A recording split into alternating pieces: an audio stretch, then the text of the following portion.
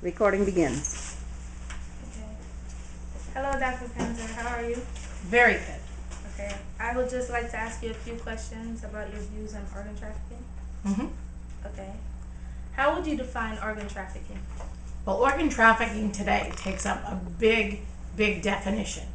It's not just the illegal, it is illegal use when we use the word trafficking. It's the illegal use of organs for sale or just being taken from people without their knowledge and being used in medical uses. So it could be done and used in research, it could be done as a transplant, things like that. When the word trafficking is used for it, it takes on a whole kind of an illegal side of the organ transplant world that we're going to be talking about.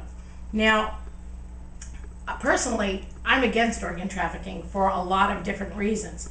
First of all, so many people in the world need medical assistance.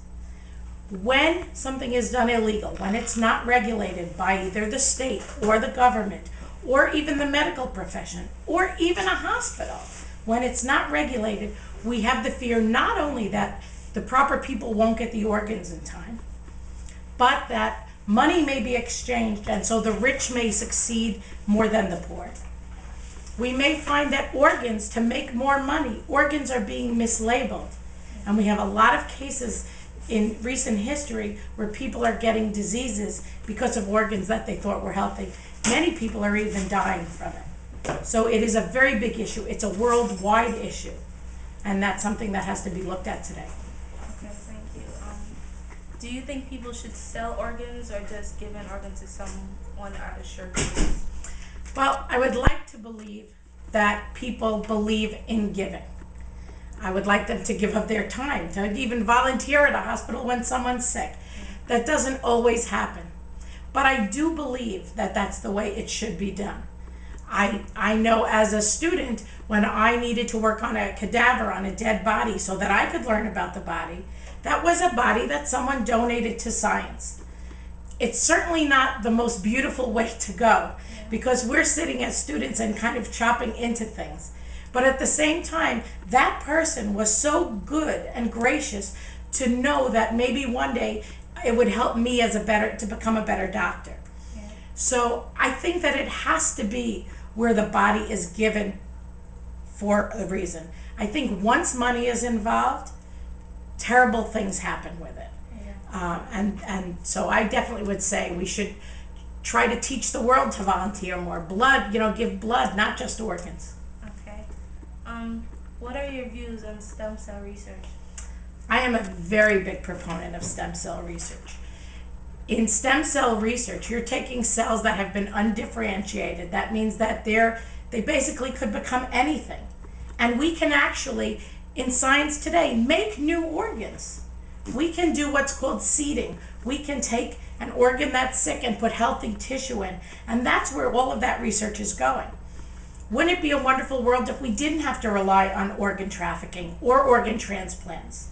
If I gave you my kidney because you needed one, you would have to be on immune drugs for the rest of your life. You would have to be protected. You'd be taking all kinds of medicines. And there's a strong likelihood that we might not match up. And so, number one, you could get sick from it. And then think about all the people in the world that are too late for a transplant.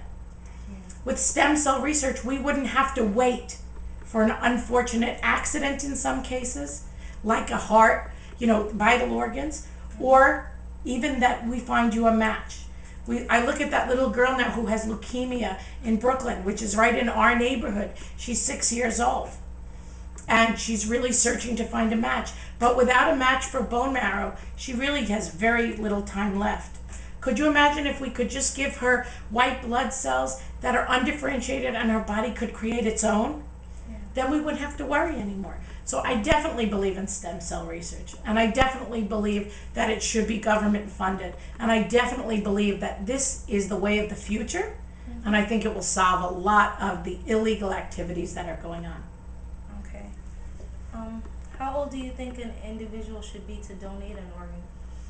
Well, my first answer to that is I always tell my patients that I know they'll live to be 150 and 160. So I would love it if we all lived very healthy lives until our way, way old age, and there never would be a child that needed to lose a heart, and get an organ from an infant. But unfortunately, infants die, and there are infants that need organs. So I don't really think that there's an age limit. I think if, on a personal aside, and whenever I answer questions like this, it's very emotional. For me, I'm a mother of 3. If my child needed an organ, a vital organ like a heart, like a lung, that had to come from someone who passed away, it would be such a tragedy for the parents of that child. But at the same time, I know that emotionally, I would just share something with these parents of what they give to another person so that my daughter could live. And vice versa. If something happened to my child, I would want to give that organ so that their child could live. So I really don't think we should ever look at age.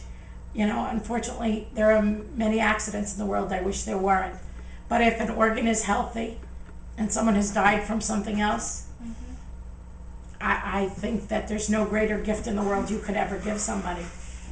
Okay.